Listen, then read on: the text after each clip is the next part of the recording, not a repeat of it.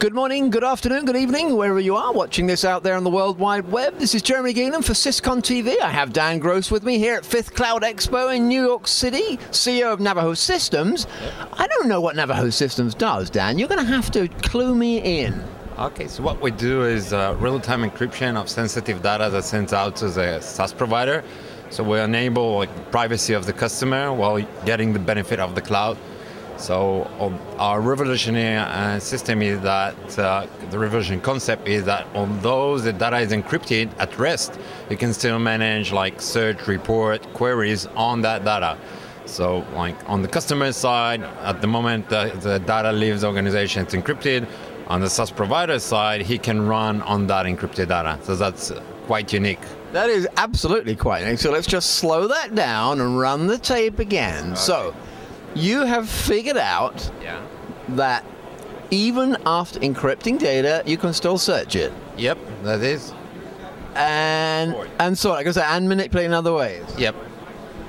Does seem counterintuitive, doesn't it, to the layman? So how? I mean, not to give away the secret sauce, but in big picture. How much time we got? Oh, we've got interested viewers. They want to know. No, so we got when manipulated an standard AES encryption in a way that you can still manage it. We don't do it's not a homomorphic encryption. We cannot encrypt numbers that you need to calculate it. Right. Still, just raw data. Yeah, but from a regulation perspective, personal data. Social security number, patient name, or thing like that. This is the thing that we can handle and overcome the regulation constraint. And what we do is we don't encrypt everything.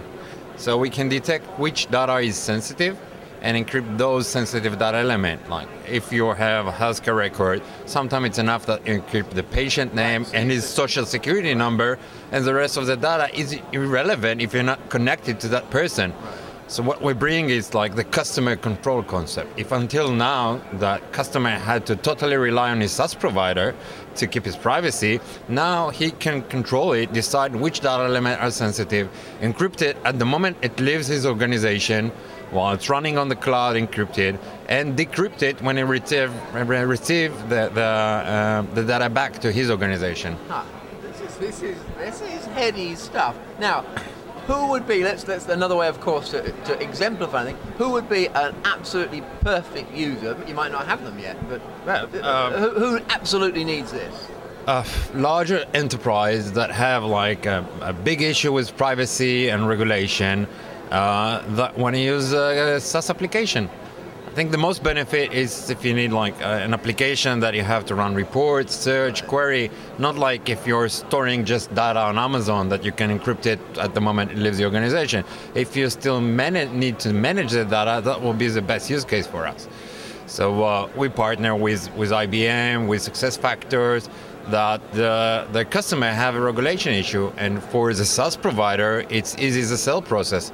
You don't have to struggle through all the compliance issue and all the privacy issue, because you can tell your customer, you can work on my platform, but still keep your privacy. Now, I would imagine, correct me if I'm wrong, that people are just beating down your doors, aren't they?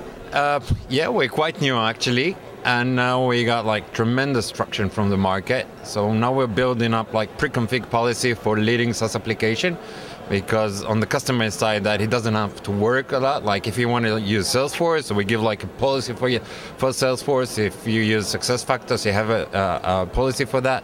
So yes, we're doing quite well. And would I be wrong in guessing there's some kind of military intelligence background going on here? The usual thing? Yeah, the usual. What is it about Israel and military intelligence and software companies? It's quite a specific chain. Are you encouraged? And I guess my partner is ex-intelligence forces, and he's had a PhD in physics. That you get the experience from the army, you get the knowledge, but then you take it out for serving a civilian and public sector. That eventually you can share the benefits. Yeah, so it is a sense of service. That's it. I hadn't thought of it that way. It is a sense of service that you've learned. Otherwise, what else do you learn in the army? Interesting. Yeah, it's.